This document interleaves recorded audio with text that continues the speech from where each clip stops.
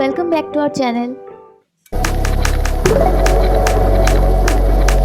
ওকে friend, সকাল থেকে আপনাদের গুড মর্নিং বলার সময় পাইনি, তাই এখন বলে দিচ্ছি গুড মর্নিং। আসলে সকাল থেকে এত কাজের চাপ, আর তার মধ্যে আজকে শুক্রবার। আপনারা তো জানেন আমি শুক্রবার করে একটা পুজো করি, বৈভব লক্ষ্মীর পুজো সন্ধেবেলায়। তার মধ্যে আজকে আমার উপোস, আর সকাল থেকে কাজের শেষ নেই। তার জন্য এখন বলছি আপনাদেরকে আমার চ্যানেলে অনেক অনেক স্বাগত। এখন বেলা 10টা বাজে, আর আমার স্নান হয়ে গেছে, এবারে ঠাকুরের বাসন নিয়ে বসেছি। সকালে আমার বর কাজে চলে গেল, তারপরে তো অনেক কাজ থাকে আপনারা জানেনই। ফার্স্টে আমি শুরু করলাম বিছানা গোছানো দিয়ে। একবারে বিছানার চাদর ও বালিশের ওয়ারগুলো পাল্টে নিলাম। এবারে ঘর বারান্দা ভালো করে মুছে নিচ্ছি। দেখুন কত কাজ থাকে না সংসারে, আর ভালো লাগে না, রোজ এক কাজ। কাচতে হবে, বিছানার চাদরগুলো কাচতে হবে, আরও অনেক জামা কাপড় আছে সেগুলো কাচতে হবে। তাই ভিজিয়ে রাখছি আগে থেকে। শলার কাঠি ছিল, তা শাশুড়ি মা বললো দুটো ঝাঁটা বানিয়ে রাখতে কাঠিগুলো বেচে বিছানা ঝাড়ার জন্য, তাই দুটো ঝাঁটা বানিয়ে নিলাম শলার। এবারে উনুনগুলো লেপে নেব। একটু গোবর পেয়েছিলাম, গোবর দিয়ে মাটি দিয়ে উনুনটা লেপে নিচ্ছি ভালো করে।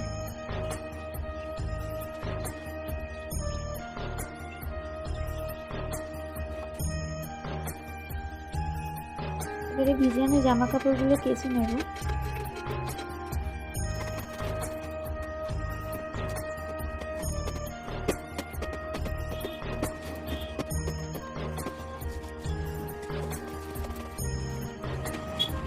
এবারে স্নান করে ঠাকুরের বাসন মেজে নিয়েছি।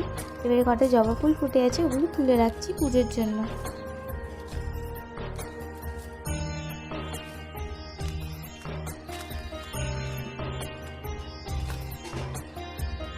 পুরো গাছ খালি করলাম না, এখনো 2-3টে জবা ফুল আছে গাছে, যদি পরে কারোর লাগে তো নেবে। আমার যে কটা দরকার ছিল আমি সে কটা নিয়ে নিয়েছি। দেখুন আমাদের কাছে কাঁঠাল হয়েছে। এবারে বিছানার চাদর যেটা কেচেছিলাম আর বাদ বাকি সব জামা কাপড় যেগুলো কেচেছিলাম সেগুলো মেলে দিচ্ছি। ছাদে উঠতে ভালো লাগছে না এত রোদের মধ্যে, তার জন্য নিচেই মেলে দিচ্ছি। এখন যা রোদ উঠে গেছে, নিচেই শুকিয়ে যাবে, আর ছাদে যাওয়ার প্রয়োজন হবে না।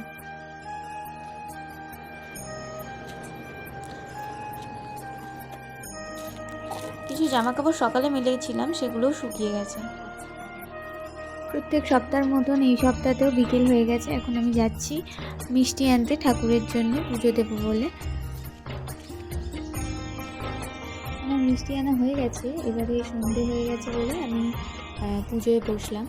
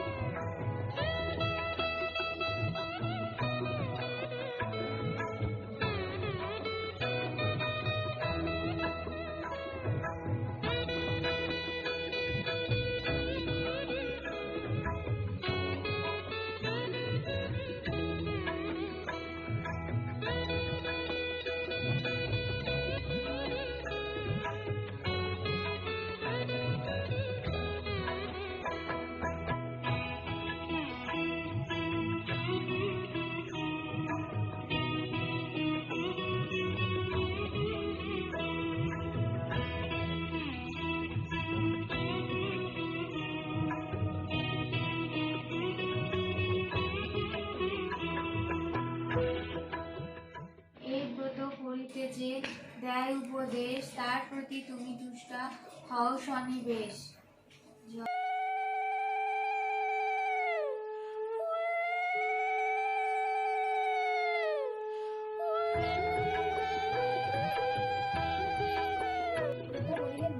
মা লক্ষ্মীর ব্রত খুবই সহজ, কি আর ব্রতকে বরদলক্ষ্মী ব্রত বা বৈভব লক্ষ্মী ব্রত বলা হয়।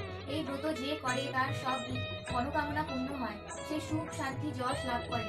এই বলিয়া বৃদ্ধা বৈভব লক্ষ্মী ব্রতকাদার বিধি বলিতে শুরু করল। মা, বৈভব লক্ষ্মী ব্রত তো সাদাসিধা, কিন্তু কিছু লোক এই ব্রত ভুলভাবে করিয়া থাকে, তাই তাহার ফল পায় না। কিছু লোক বলিয়া থাকে, সোনার গহনাতে হলুদ ও সিঁদুর দিয়া পূজা করো, তাহা হইলে ব্রত করা হইবে। কিন্তু তাহা নয়। যে কোনো ব্রতই শাস্ত্রীয় বিধি মতে করিতে হয়, তবেই তাহার ফল পাওয়া যায়। কেবল সোনার গহনা পূজা করিলে যদি ফল পাওয়া যাইত, তাহা হইলে সকলেই এক লক্ষপতি হইয়া যাইত। আসল কথা হইল যে সোনার গহনাকে বিধিপূর্বক পূজা করিতে হইবে, ব্রতের উদযাপন ও শাস্ত্রের বিধি মত সম্পন্ন করিতে হইবে, তবেই এই বৈভব লক্ষ্মী ব্রত ফল দেবে।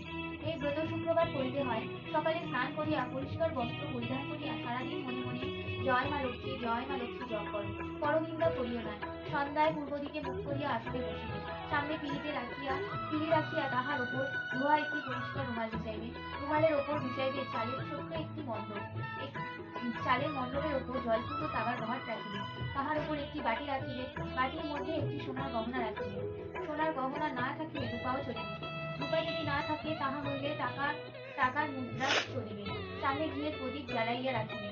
মা লক্ষ্মীর অনেক স্বরূপ আছে, আর মা লক্ষ্মীর শ্রীযন্ত্র অতি প্রিয়। অতএব বৈভব লক্ষ্মী পূজায় বসার সময় প্রথমে শ্রীযন্ত্র এবং পরে লক্ষ্মী মাতার বিবিধ স্বরূপ ভক্তি মনে দর্শন করিবে। তাহার পর লক্ষ্মীর স্তব পাঠ করিবে। ইহার পর বাটিতে রাখিয়া গহনাটি লইয়া হলুদ ও সিঁদুর চাল দিয়া পূজা করিবে এবং তাহার পর লাল রঙের ফুলের অর্ঘ্য দেবে। সন্ধ্যায় কোনো মিষ্টি জিনিস বানাইয়া প্রসাদে দেবে। যদি তাহা সম্ভব না হয়, তবে গুড় অথবা চিনিও চলিবে। এবার আরতি করিয়া 11 বার শুদ্ধ মনে জয় মা লক্ষ্মী বলিবে। পরে 11 অথবা 21 শুক্রবার এই ব্রত করার দৃঢ় সংকল্প করিবে। মায়ের সামনে আর যা মনোকামনা থাকিবে তা পূর্ণ করিতে মায়ের কাছে মিনতি করিবে। তারপর মায়ের প্রসাদ সকলকে বিতরণ করিবে, আর একটু প্রসাদ নিজের জন্য রাখিবে। যদি সম্ভব হয়, তাহা হইলে সারাদিন উপবাস থাকিবে, আর সন্ধ্যায় পূজা করিয়া কেবল প্রসাদ নেবে ও শুক্রবারে ব্রত করিবে। আর যদি তাহা সম্ভব না হয়, তাহলে একবার আহার করিয়া উপবাস করিতে পারো। পরে বাটিতে রাখা গহনাটি বা টাকা হাতে নিবে এবং ঘটের জল তুলসী তলায় ঢালিয়া দেবে, আর চালগুলি পক্ষীদের জন্য ছড়াইয়া দেবে।